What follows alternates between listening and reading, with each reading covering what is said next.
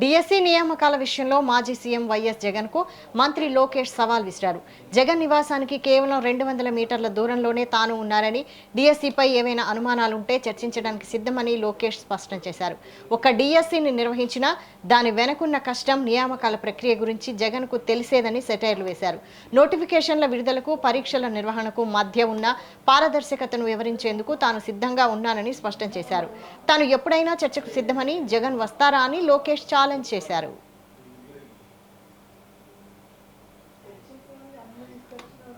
Correct గా జగన్ ఇంటికి తిప్పి కొడితే 200 మీటర్లు కొట్టలేను. I'm ready for debate any time. రమ్మని చెప్పండి. I'm ready for debate and discussion. అంతేగాని ఏసీ రూముల్లో కూర్చుని మాకు లెక్చర్లు ఇవ్వాల్సిన అవసరం. వాస్తవాలుంటే బయట పెట్టు. ఒకటని నిరూపించాడా? అయ్యా 240 కేసులు వేసాం. ఎందుకు ఆపలేదు డిఎస్సీ ప్రాసెస్? పారదర్శకంగా నడిపించాం. స్పోర్ట్స్ కోట కూడా పకడ్బందీగా నడిపించాం. మేము కమిటీ కూడా పెట్టాం. ఎవరికైనా అన్యాయం జరుగుంటే మీరు ఇలా కమిటీకి చెప్పండి. ఆ కమిటీలో సీనియర్ అధికారులు పెట్టి ప్రతి విషయం రివ్యూ చేస్తున్నాం. ఎందుకు వాళ్ళకి రాలేదు కూడా చాలా స్పష్టంగా చెప్పారు. ఇప్పుడు మా అధికారులందరూ టెక్నికల్ పైన ఆన్సర్ చేశారు. అక్కడి నుంచి సౌండ్ లేదు.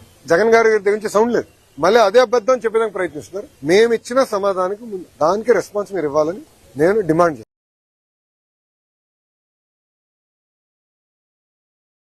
కరెక్ట్ గా జగన్ ఇంటికి తిప్పి కొడితే 200 మీటర్లు కొట్టలేను. I'm ready for debate any time.